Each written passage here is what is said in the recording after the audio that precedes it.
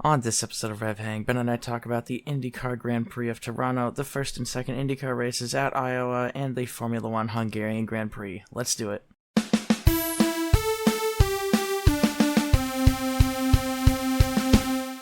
Hello everybody, and welcome back to RevHang. I'm Nathan, and alongside me virtually is my good friend and co-host, Ben Bagley. How's you doing, Ben? I'm doing great. It's a little hot here, but it's a lot cooler than where I was, which was Central Oregon, watching a country music festival, which was super cool. Got to see Zach Bryan and Trampled by Turtles and Sheryl Crow, a whole bunch of other really cool artists, so it was a good time. That does sound like a good time. I am a little jealous, but I'm sure it was very warm over there. It's warm here, so I can't even imagine what it's like on the high desert over there. Yeah, don't try tent camping. Well, during the night it's okay, but once it hits about 8 a.m., it starts heating up pretty quick in the tent. Oh yeah, I can imagine. Last time I went camping, we had that same problem. It's pretty nice at night, but once we had a blue tent too, so it was like just straight up Oh, greenhouse in there. Uh, yeah, tends to get pretty warm. But anyway, this is not a camping podcast. This is a racing podcast, and we have a ton of races to go over this week. 3 IndyCar races and 1 Formula One race. So we'll start with the Grand Prix of Toronto on the streets of Toronto in IndyCar. Qualifying through the top 10, just to give you some context, we had Christian Lundgaard, Scott McLaughlin, Pato O'Ward, Marcus Ericsson, Felix Rosenqvist, Will Power, Scott Dixon, Kyle Kirkwood, Roman Grosjean, and Marcus Armstrong. Very good showing from Marcus Armstrong, the rookie.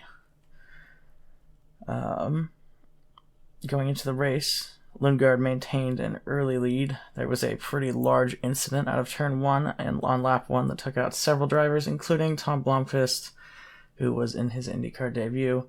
Very sad to see because he's a fantastic IMSA driver, and I hope he gets some more shots to show what he can do in IndyCar. I think that maybe there's a possibility he's Connor Daly's full-time replacement starting next year, but I don't know that for sure.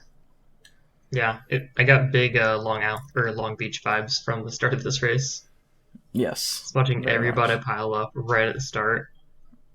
Yeah, that's the nature of street circuits. And we've got Nashville next week, and so that's going to be Oh, quite fun to watch. that's gonna That's be actually awesome. 2 weeks out, actually, my bad. But Nashville's always fun. After the accident, Herta cut his way through the field after the restart. Didn't do super well in qualifying, but did end up making his way to the front from P14. Grosjean hit the wall and brought out a caution on lap 42, doing Grosjean things. Unfortunately, I love the guy, but he just can't stay out of trouble. Yeah, On lap 46, Castroneves spun out and brought out another caution. Race finally got restarted again, and then it was a battle between Palou and Lundgaard for the lead for the rest of the race. But in the end, Lundgaard held out, and Palou was second, and Colson Herta ended up in P3. Palou, notably, was basically just playing survival mode because his front wing was falling off one lap at a time even more. That was pretty scary to watch. Every time yeah, he but the came fact around, it was... he Yeah, was able to stay in it for so long with a bad front wing was, yeah. If he didn't have that not injury, what do you call it when a car gets broken? Why am I damage? struggling with I this? don't know. Damage. Yep, yeah. We'll go with damage. I bet he probably would have been in first again. Uh, Probably. but yeah, the fact that he got up so high with a broken front wing is insane. Yeah. It was actually broken for most of the race, and he made it Yeah, work, but then towards the end it really started to fall off, and it was getting really sketchy at the very end there. But that is Toronto. Let's go through the results. In first place, the podium was Lundgaard, Palou, and Herta. Fourth and fifth were Dixon and Newgarden. 6 through 10 were McLaughlin, Armstrong, O'Ward, Rahal, and Rosenqvist. 11 through 15 was Ericsson, Canapino, VK, Power, and Kirkwood. 16 through 20 was Rossi, Ferrucci, Ilott, Stingray Robb, and David Malukas. 21 through 25 was Castroneves, Grosjean, De Francesco, Harvey, and Blomqvist. And 26 and 27 were Hunter Ray and Peterson. We had how many DNFs? looks like a total of 6 DNFs. From Grosjean all the way down to the end with Peterson. Motorsport.com changed their layouts for all their results, and it's way harder to read on my script now. So it's just going to be some hunting and pecking on this episode, I'm sure, until I figure out the new format for us. Yeah. But that's okay. But, yeah, I really liked, right after that crash, watching, I think it was Ray Hall, just back the car up and go around. Yeah. Took a little detour. Funny. Yeah, there was a kind of an escape road through turn 1, and Ray Hall knew that and literally backed the car up probably a solid 50 feet to get to that escape road, and then went around the accident. That was pretty smart of him. It's like a Fernando Alonso vibe with that one. Yeah, you can just tell the amount of experience that guy has. Yeah, he's like, yep, all right, we'll go around. Yeah. But yeah, Herta had a great comeback drive that race. Palou is very, very much still leading the championship. And Christian Lundgaard also drove a great race. Lundgaard's been so good. He has. Very, very good. Very impressive. And I wouldn't be surprised if he ends up in a top seat pretty soon. Yeah, I'm excited to see what team gets openings, and if that's true, which team can snap them up first. Yeah, I think a lot of the top teams are pretty solid right now, with the exception of Andretti. Andretti has Romain Grosjean and Dylan DeFrancesco, who I don't see either of which really maintaining their seat for very long, unless something drastically changes. Yeah. So, who knows? But Grosjean and DeFrancesco especially, I would say, are kind of on the edge. And then Felix Rosenqvist and McLaren is they keep saying his seat is in jeopardy. I don't really understand why, because it always seems like he's doing pretty well. He's doing pretty good, yeah. But they always say, "Oh, I don't know if he'll have his seat next year." I'm like, okay, like, all right. I guess I'll trust the people who are in the paddock every day, but yeah, I don't really get it on that one. Yeah, I'd hate to see what they're saying about Alexander Rossi if that's the case. Yeah, because Rossi's been the worst McLaren this year, in my opinion. Yeah. But even then, Rossi hasn't been horrible. It's just... Yeah, no, Rossi, he's just... Yeah. Yeah.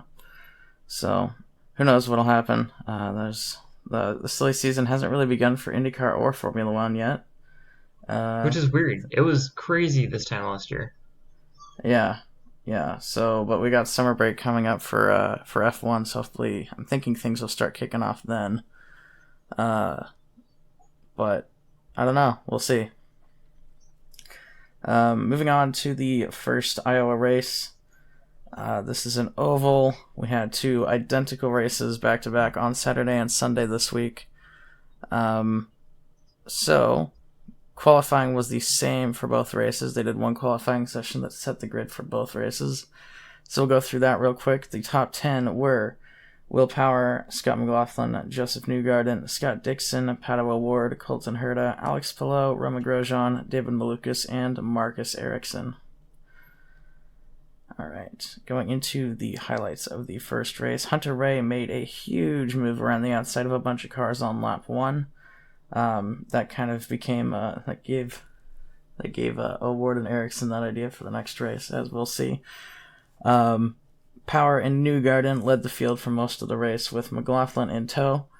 Graham Rahal hit the wall late in the race and brought out a caution. On the ensuing restart, O'Ward nailed the restart and took P3. And so the podium was Newgarden, McLaughlin, and O'Ward. 4th and 5th were Marcus Ericsson and Will Power. 6 through 10 was Dixon and Kirkwood, Palou, Asado, and Rossi. 11 through 15 was Grosjean, Malukas, Rosenqvist, Castroneves, and Eilert. 16 through 20 was Canapino, VK, Harvey, Herta, and Lundgaard. 21 through 25 was Daly, DeFrancesco, Hunter Ray, Carpenter, and Stingray Robb.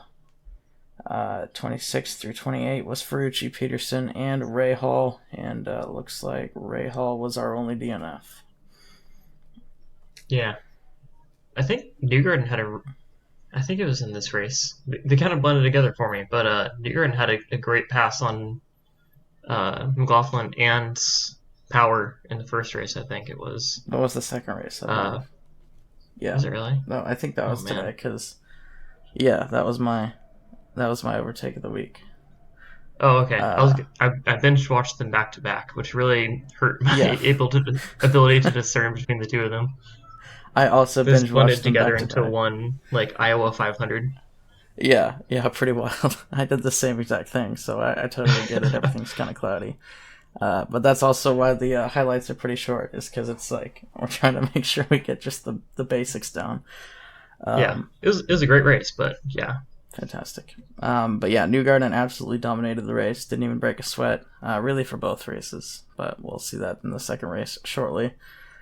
Um, Going into the second race, again, the qualifying was the same as the first race. O'Ward and Ericsson both made moves up the field on lap one. O'Ward passed, I believe, 5 people, and Ericsson passed 7 people. It was pretty crazy. They both went around the outside and just put their foot to the floor and somehow had traction. Um, it was pretty crazy to watch, actually. They just flew past everybody. Early on in the race, Canapino hit the wall and brought out a caution. After that, Newgarden took the lead and never really looked back. Power dropped back to the field in the middle of the race, but then fought his way back up to the top in the closing stages. Stingray Robb had a wheel fall off after a pit stop, and it was very lucky to not hit any cars on the track. It actually rolled up onto the track, and you can see cars dodging it left and right. it was I don't one know of the how few no one times. hit it. Yeah, that was one of the few times during IndyCar race where like I audibly gasped. Nobody's in the room even. I think only my girlfriend's or yeah, her cat was watching and looked up weird. But yeah, I kind of gasped when I watched it and saw Rossi swerve around it. Yeah, it's pretty scary when tires just fly out onto the track like that, because if a car hits it, not only will that car be extremely damaged, that tire is going to go flying, and there are grandstands around the entire track, and that could be very bad. But luckily, none of that happened. I think the team is probably going to receive a large fine for how they handled that, because they knew the second that he left the pit box that wheel was not on, and they didn't say anything. So I think they were hoping that he could make it around the track once so they could actually get the wheel on, but that's not what happened. So if that's the case, then yes, a fine is probably coming, and is well deserved, because that can't happen. Yeah, Rosenqvist found himself in P2 near the end of the race, and then after a late restart, Newgarden pulled away, like he did for the rest of the race. Power made it to P2, and Palou made it all the way back up to P3. A lot of drivers at the end of the race were on completely cooked tires and low fuel, and kind of just fell back through the field like McLaughlin did. Um, there was yeah, it was the second race. There was a lot of weird pit strategy that affected a lot of people. O'Ward was not a beneficiary, whatever the opposite of that is. He got unlucky with strategy that race. there we go. He finished 10th. But yeah, going through the results of the High V1 step, which was the second race in Iowa, it was Newgarden, Power, and Palou on the podium. 4th and 5th were Rosenqvist and McLaughlin. 6 through 10 was Dixon, Herta, Malukas, Ericsson, and O'Ward. 11 through 15 was Kirkwood, Grosjean, Lundgaard, Eilert, and Rossi. 16 through 20 was Castroneves, Daly, VK, Harvey, and Rahal. 21 through 25 was De Francesco, Ferrucci, Carpenter, Hunter Ray, and Sato. And then 26 through 28 was Canapino, Peterson, and Stingray Robb. Stingray Robb was, I believe, the only technical DNF. I think the other ones did finish. But Benjamin Peterson was like 43 laps down. Yeah. There were several drivers that were more than 10 laps down. But in terms of talking points for that race, Palou absolutely still maintains his championship lead, especially finishing third in that second race. He still has an 80-point lead over Joseph Newgarden in the championship, which is almost 2 race wins. Newgarden absolutely dominated the weekend. Looks like he had no competition out there. It looks like he was on a just completely other level. That's why they call him the Corn King. Yes, they did call him the Corn King. Which I kind of hate. Yeah, I'm not sure how I feel about that, but fantastic weekend from Newgarden, and now he is actually, I would say, a championship contender, depending on how the rest of the season goes. He is very well planted himself in P2 in the championship.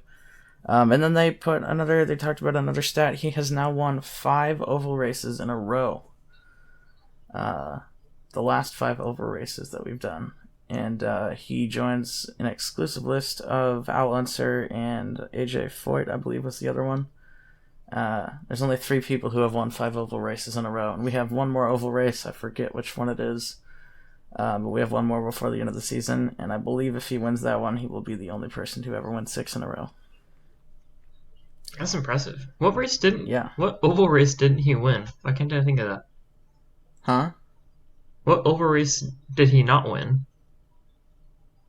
What do you mean? I'm pretty sure he lost one this season, right?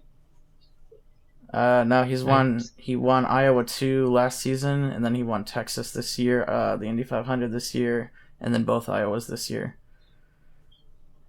And so that's the 5 in a row. Yeah. I don't know. It's okay. Yeah, it's okay. There is another oval race this year, is what they said. I don't know exactly what it is, because we're approaching the end of the season rapidly, but that's what they said, so we'll see. But anyway, going through the standings.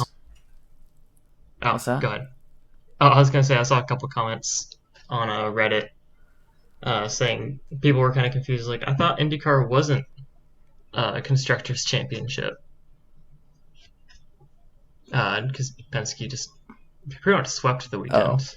Oh, I see. Yeah. Yeah. I was confused for a sec. But yeah, no, Penske absolutely dominated. Yeah. But yeah, so the standings in the championship, we'll go through the top 10, are Palou, Newgarden, Dixon, Ericsson, McLaughlin, O'Ward, Power, Herta, Lundgaard, and Rossi. It's not even close at the front. Palou is again 80 points ahead of Newgarden, who's 40 points ahead of Dixon in third. So I would wager that Palou will win and Newgarden will finish second, but there's still quite a few races left this season.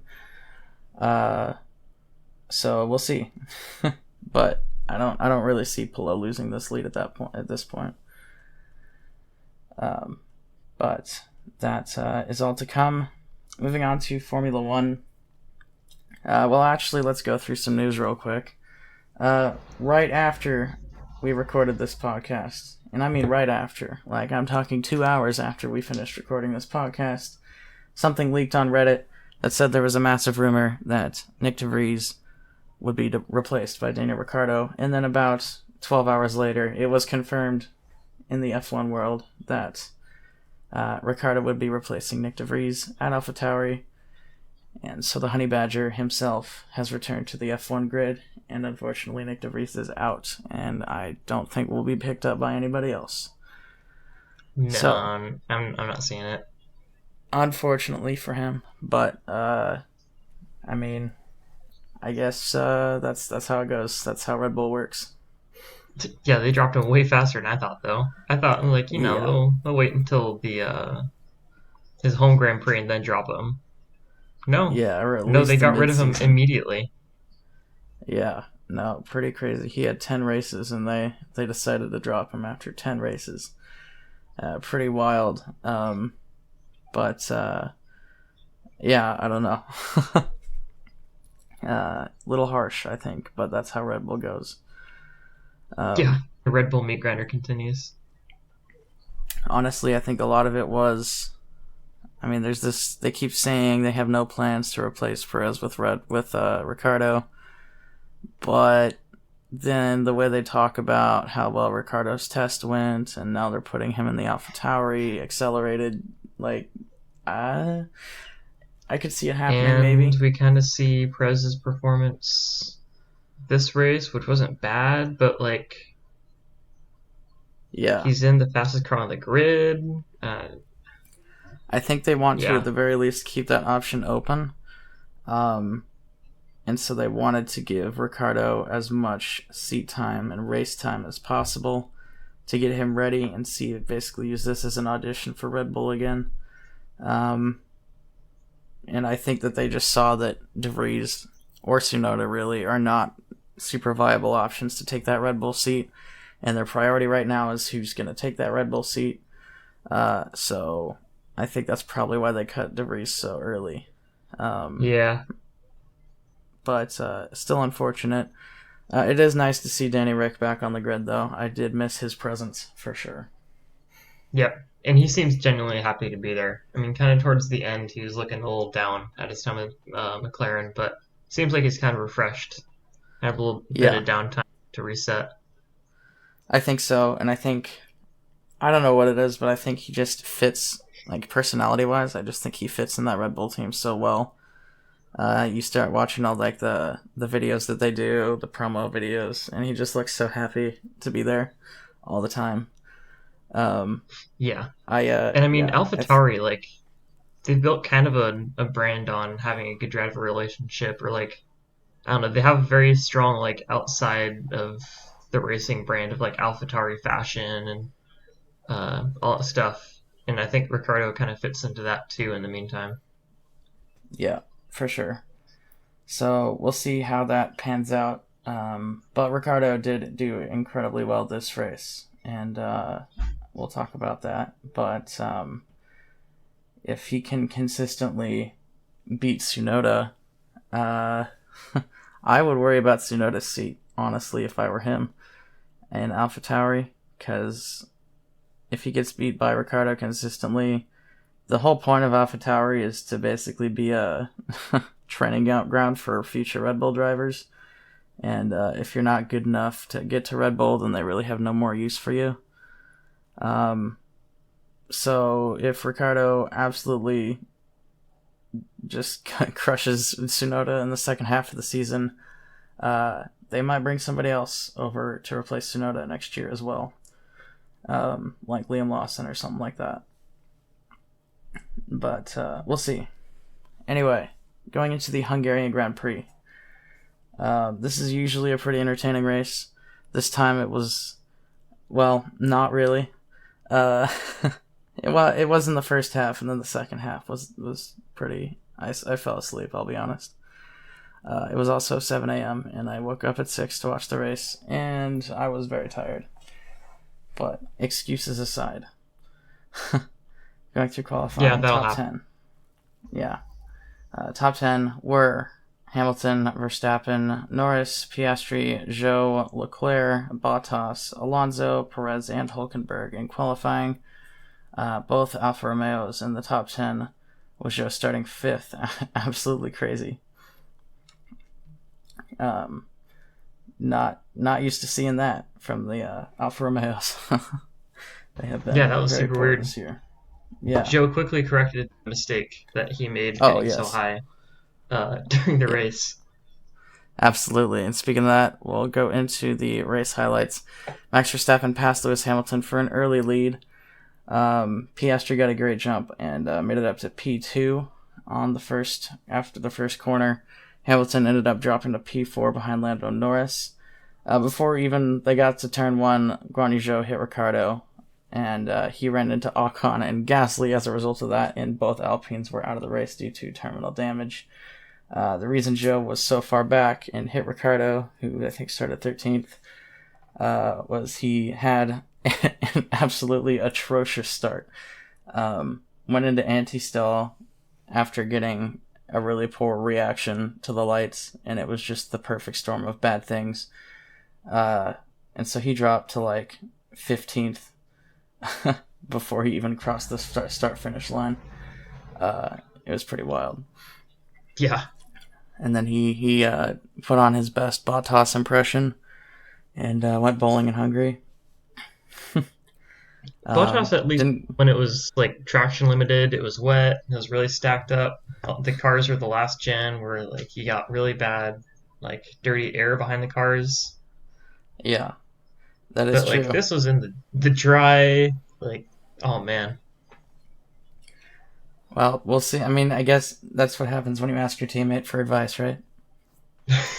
Um, followed it to a T. But anyway, all shade aside, Norris undercut Piastri in the first round of pit stops.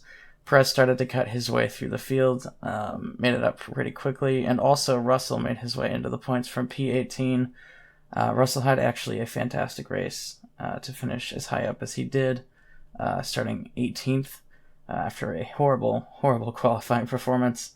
Kind of more his team's fault than his, but that's beside the point. Leclerc got a 5-second penalty for speeding in the pit lane. Perez passed Piastri on lap 47 for P4. Hamilton then made a pit stop and passed Piastri for P4 later on, but could not catch Perez, so Perez ended up third. The podium was Verstappen, Norris, and Perez. Fourth and fifth were Hamilton and Piastri. 6 through 10 was Russell, Leclerc, Sainz, Alonso, and Stroll. 11 through 15 was Albon, Bottas, Ricciardo, Hülkenberg, and Tsunoda.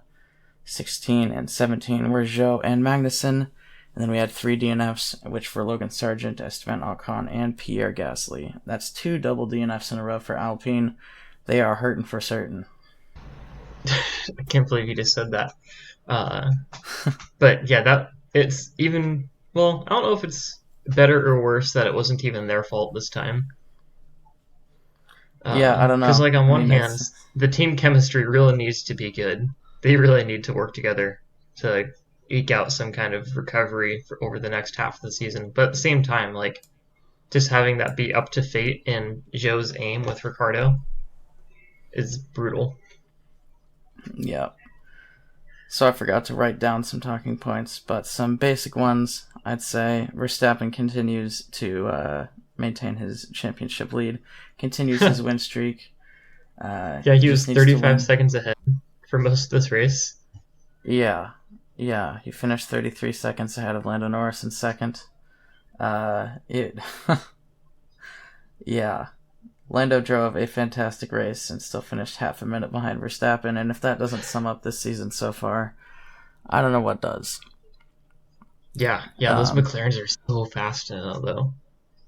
Yeah, that's another talking point. McLaren, they are well and surely back. I was a little skeptical after Austria and Britain. I was sure very excited, but I thought maybe because they're both power tracks, it's just a fluke and they have a really good straight line speed. But then we go to Hungary, which is basically Monaco without the walls in terms of how twisty it is. And they're just as dominant there. So I would say McLaren definitely has a very, very, very solid car now, which is kind of crazy considering how they started the season. Yeah, it's also ironic that they have such a fast car now that, I don't know if you already had this in talking points, but Max is officially, did he pass or did he tie the most consecutive wins in a row for a team? No, so that's, so Red Bull now they passed the most consecutive races. They have the new record for most consecutive race wins. They stole it from the McLaren team in the 80s. It was like the late 80s. I forget exactly which year. I think it was 89 or something like that. And the 2 drivers from McLaren at that point was the dominant car. The 2 drivers, you might have heard of them, were Ayrton Senna and Alan Prost. So, yeah, no biggie. We've got Max Verstappen basically shouldering the load that both of those drivers did back in the 80s. And I think, well, Perez won two races this year. So, but anyway, they've won 12 races in a row, which is absolutely absurd. And quite impressive. I don't see them stopping. I think that record will continue to extend. Max is now, I think, 3 races from breaking the record for most consecutive race wins for one driver. He has to win Belgium next, the Netherlands, and Italy, and then I think he will have the record, or at least tie it. I don't remember exactly. I think this was his 7th. I believe. And he I has think it was his 7. 7th race win. Yeah, 7 in a row Yeah. now. So he needs 3 to break it. Yeah, 3 would break it. 2 would tie him with Vettel. With 9 races in a row. And, yeah. So I don't see him not winning all of those races. It's really reliability, I think, at this point, or somebody taking him out are the only 2 things that would stop him from winning those races. In terms of pure pace and race skill, I don't think anybody can stop him this year. And nobody's going to be able to take him out because, like, he's in a different part of the track from everybody else. Yeah, it's going to have to be either a lapped car or a lap 1 incident. Or a freaking missile or something, I don't know. Yeah, bring Daniel Kvyat back, the torpedo, and have him, do his thing. But, yeah, and then another talking point, Daniel Ricciardo, we talked a little bit about it earlier, but he finished P13. He started P13, so while you might not think that finishing P13 is very impressive, he did get crashed into and sent to the very back of the field at the beginning of the race. So he recovered and he's from... in an AlphaTauri. Right. He recovered from P18 plus a few seconds because of the accident, all the way back to P13 with some minor damage on the car, and he passed his teammate in the process. So very, very successful drive from Daniel Ricciardo, I'd say. He seemed in the post-race interviews to be pretty happy with how it went, and I would be too if I were him. If he started P13 and didn't get ran into, he might have finished in the points, which is kind of crazy to think about. That would have absolutely just been clowning on Tsunoda. Tsunoda and De Vries. Yeah. Yeah. But after watching that race, I wouldn't be surprised if he scores points at least a couple times this year. That'd be cool. Yeah, for sure.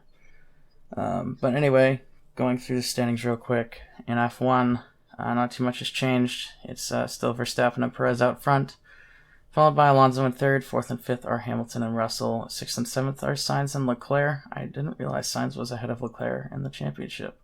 That is very interesting. 8th is Lando Norris. 9th is Lance Stroll. 10th is Esteban Ocon. 11 through 15 are Piastri, Gasly, Albon, Hulkenberg, and Bottas. 16 through 20 are Zhou, Tsunoda, Magnussen, Sargent, and De Vries. And then 21st is Daniel Ricciardo. Sargent, De Vries, and Ricciardo do not have any points. So I would say Piastri in 11th is probably going to move up quite a bit by the end of the season. Yeah, I was going to say it's hilarious to me that Piastri has already beaten Pierre Gasly in points and is so close to Ocon despite only having a good car for the past 2 races. Yeah. Well, that happens when Ocon and Gasly have both been up the last 2 races, so they're going to drop a little bit. But then you got Lance Stroll floating out there in 9th when his teammate is 3rd. Yeah. Which is kind of shocking to me that... Well, what surprises me is that Alonso's still in 3rd, considering the last few races. I feel like Aston Martin's kind of been back in the midfield rather than being out front like they were at the beginning of the year. Yeah, they just haven't brought the upgrade packages that Mercedes and McLaren have. Yeah. Same can be said about Ferrari. They just have not upgraded their car in the same... to the same success, I guess, as Mercedes and McLaren especially. McLaren is absolutely the comeback story of the season so far. It's kind of crazy. It's like they flipped a light switch and all of a sudden their car is like second best on the grid. Or at least I really wonder like what thing they found or what things they found where they're like, oh, we solved it. That's why our car was slow. And they just, I'm very intensely interested to know. Yeah, it is interesting that right before this upgrade line, they did, well, not right before, but a few months ago, they did basically clean house in their development department and replace them with a bunch of people that they stole from Red Bull. So that could have something to do with it. They've all been touched by Adrian Newey at some point in their lives. Yeah, something like that. They have the magic dust. But I think that's actually probably a pretty big part of it. They just kind of started over and poached a bunch of people from the best team. So if that's the case and they can continue this trajectory, they'll probably have a way different car next season. So if it's closer to what the Red Bull is, which we might see some orange Red Bull memes, I wouldn't be surprised. They could be competitive, or more competitive than they have been this season, hopefully. Yeah, it's about time somebody copied the Red Bull car. Even AlphaTauri hasn't figured that out. Yeah, Aston Martin kind of tried to do that at the beginning of the season, but then they didn't really make it work as well. And so, yeah. But anyway, that's the driver standings. Constructors still very much Red Bull out in front by like over 2 times. They have more than twice the points of Mercedes in second. Then Aston Martin is in third, followed by Ferrari and McLaren in fourth and fifth. And then 6 through 10 is Alpine, Haas, Williams, Alfa Romeo, and AlphaTauri. Williams in 8th. Love to see it. Well, tied for 7th, actually, with Haas. Yeah. Which I think is a pretty good feat. Yeah. It's pretty much Albon carrying... Well, it is Albon carrying the team at this point.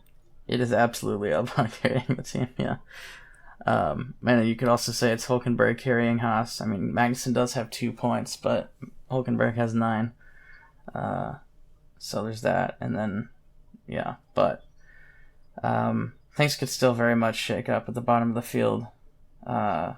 Just one good race from any of those teams could put them into P7. Very true. So there's that. Alpine is way far behind McLaren now. I don't know how far up McLaren can get at this point in the season. I mean, we are really only halfway through. I don't know. And Ferrari, though. What? I don't know if they're going to pass Ferrari. Yeah, that's going to be... If they can pass anybody, it would be just Ferrari, I'd say. They are 80 points behind Ferrari. But who knows? Ferrari's just not been there this season. They're like this part of the season, I guess. So I don't know if they can catch Ferrari at this point. It might be too late, but they've also scored like 50 points in the last 3 races, so anything can happen. Yeah. All right, Pit Stop Championship. The top 10 scoring points are what? I forgot to change the numbers again. Every time. Let's see. Okay. So the top 10 are Perez, Piastri, Sainz, Norris, Leclerc, Tsunoda, Verstappen, Ricciardo, Stroll, and Hülkenberg. Perez won again, and he has, I think, the first sub-2 second pit stop of the season. I think we had 1 last season from McLaren, but I don't think we've had any this season so far. Yeah, he had a 1.98 second pit stop. And then McLaren almost had one too. They had a 2.01 second pit stop with Piastri. So we're starting to get closer to the heyday of the pit stop. Yeah. I remember when they implemented the rules and it felt like the world was going to end because all these teams, or even Red Bull, were suddenly pulling out, like 3-second pit stops at the fastest. Yeah. It was, I don't know. I didn't like that either because it's pretty crazy to see the, Red Bull. I think their record is like 1.84 seconds. Yeah, that's pretty sick. Which is an insane feat for a pit stop. That's absolutely nuts. But they're getting there, yeah, like you said. We're back to the 1.9s. 1.8s are probably pretty far away, but I'm sure they'll get there at some point. Just takes one. But going through the standings, don't really have too much to share in terms of changes. Perez is still way out in front. Norris has made a jump up into third. Verstappen's in fourth. Hülkenberg is finally on the board with 1 point after this race. Hasn't had a lot of great pit stops, I guess. But yeah, still Red Bull in front, followed by Ferrari, McLaren, Alpine, AlphaTauri, and then 5 through 10 are Aston Martin, Mercedes, Williams, Alfa Romeo, and Haas. All right. overtake of the week. I gave this, like I said earlier, to Joseph Newgarden for his pass on McLaughlin and Power on lap 31 of the second race of Iowa. It was a crazy pass down the inside, double overtake. Just sent it and made it stick. There were a lot of crazy passes on the ovals. Almost gave this to Ward for his pass on lap 1. Around like 5 drivers on the outside. But in terms of race context, this wasn't at the start of the race. This wasn't directly after a restart. It was just a clean double overtake, which you don't see too often on ovals. And the fact that it was for the lead just makes it that much better. Yeah, absolutely. It was for the lead of the race. And then he pretty much was in the lead for the rest of the race after that. All right, going into our predictions for this week.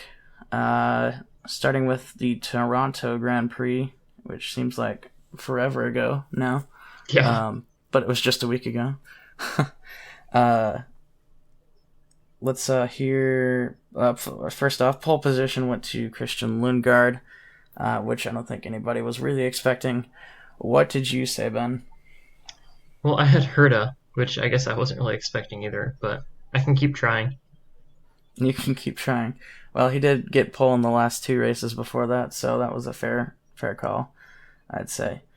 And I put Padova Ward, and I was wrong as well. And then the podium was Lundgaard, Palou, and Herta. And what did you say, Ben? I doubted Herta in the end game, but I put Dixon, Palou, and Ericsson. Palou was like the free bingo centerpiece. Yep. He's the Verstappen of IndyCar. I also had Palou. I had Palou winning, though. I guess it's technically in no particular order, but I had Palou winning, and then O'Ward and Newgarden were the other 2 on the podium, but that was incorrect. And then winning number of pit stops was 2. I got it right. Woohoo. Finally a win for you on pit stops. Yes. And then what did you say, Ben? I overshot by 1. Gotcha. Went with 3. All right. Moving on to the first race in Iowa.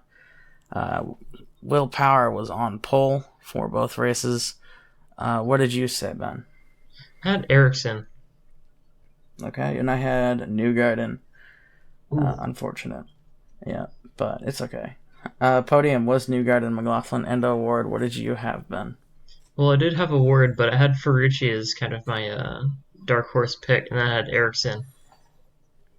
Gotcha. Ericsson's very good in ovals, so I would say that's very good pick there.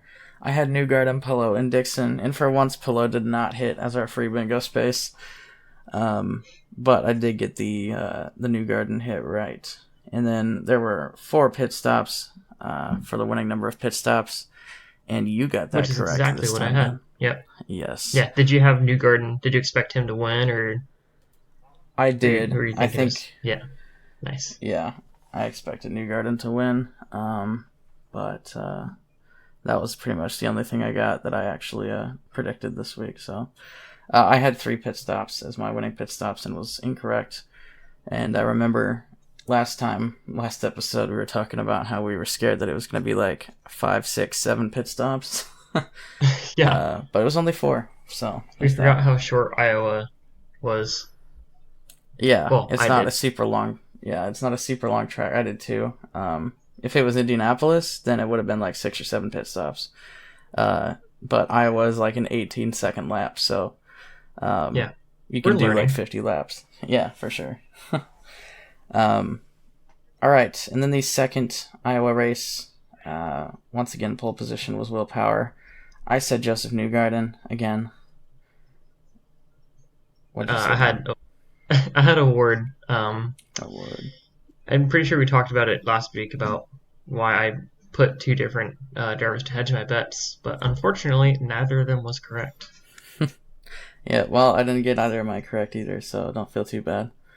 All right, podium was Newgarden, Power, and Palou. What did you have, Ben?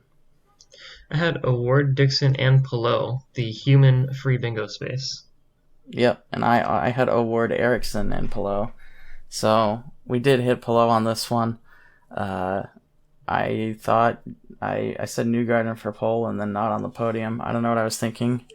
maybe I thought he'd crash, but that's not what happened. So, yep, we both got Pillow right. And then winning number of pit stops, we had these same answers as last time. And it was once again 4 pit stops, so Ben gets another point there.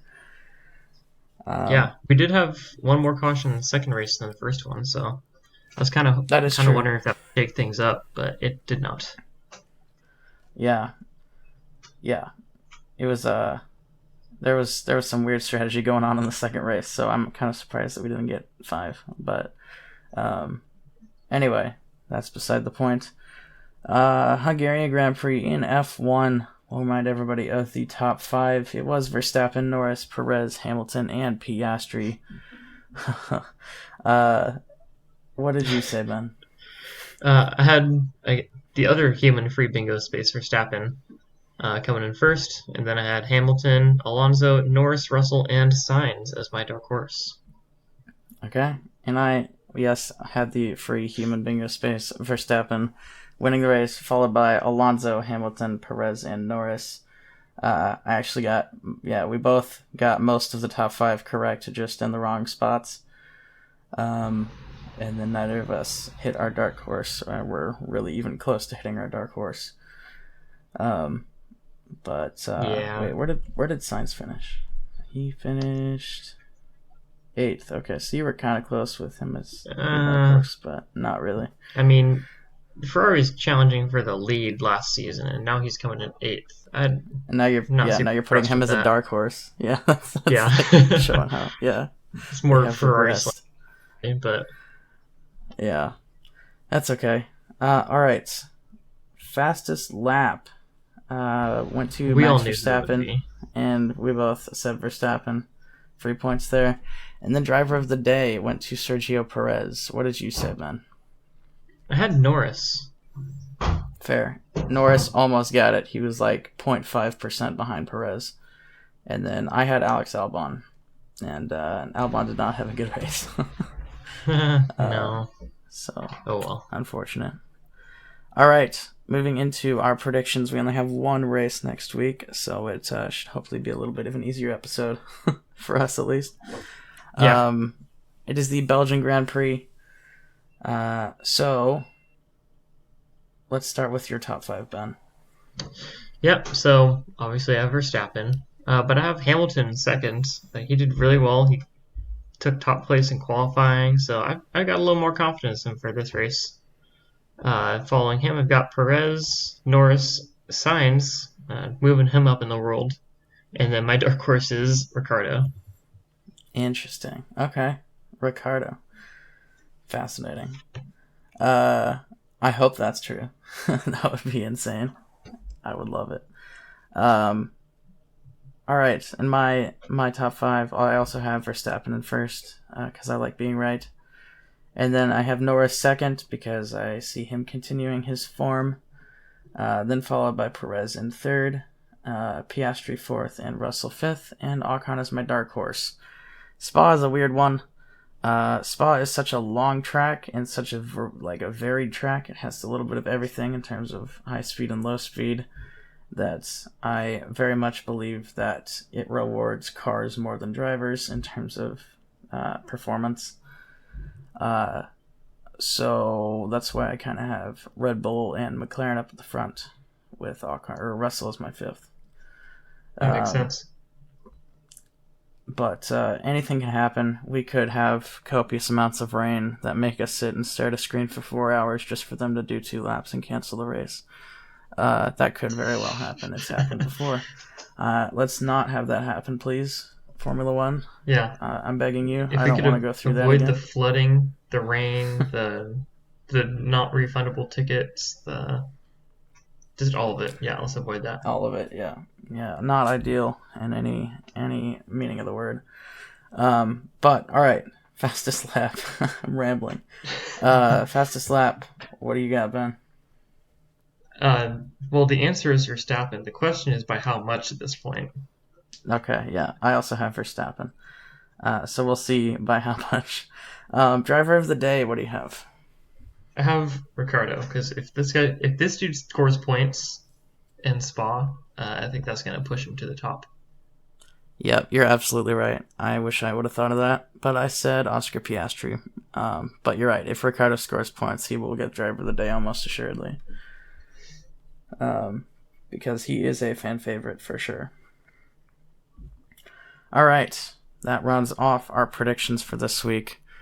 Now we move on to everybody's favorites and the most useful segment in RevHang, Ben's Words of Wisdom. What do you got for us this week, Ben? Oh man, I've had so much experience this week. But I've been using many power tools to do new trim and redo trim in some of the bedrooms of the house that I'm moving into. Because once you actually own a house, you're not afraid to spend money and put equity into it. But that's beside the point. But it's super useful. Like, you don't have to get them all at once, but just start accumulating power tools, things that you can use to like do your own projects. You don't have to pay somebody else to do it. You can do it exactly how you want. It's a super useful skill that you can market. And once you have the tools, if you get good ones, I kind of hate saying cry once, buy once, but if you get good tools, they'll last pretty much forever. And it's always going to be something you can use. Absolutely. I have, these are very good words of wisdom. I have been amassing my own collection of power tools and just automotive tools in that own regard. Because I don't have I didn't have very many. Well, it's kind of a mixture, but I like Milwaukee a lot. Yeah. I wish I had more money to buy Milwaukee stuff. Yeah. That's where the Pacers stuff comes from. Yeah.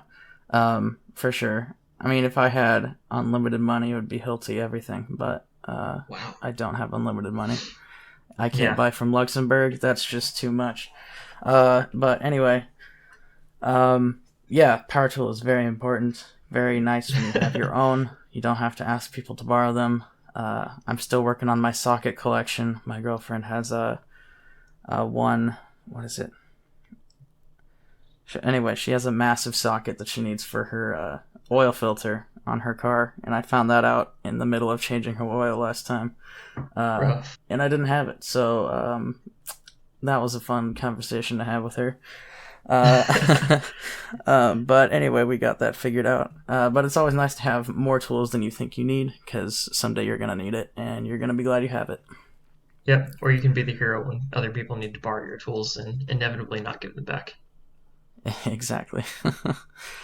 All right. Well, that rounds off our episode. Thank you, everybody, so much for listening. If you enjoyed the episode, leave a like or rating on the platform you listened on. It really helps us out. If you want to see updated standings for IndyCar and F1 or a calendar of upcoming races from all sorts of different series, check out our website, RevHang.com.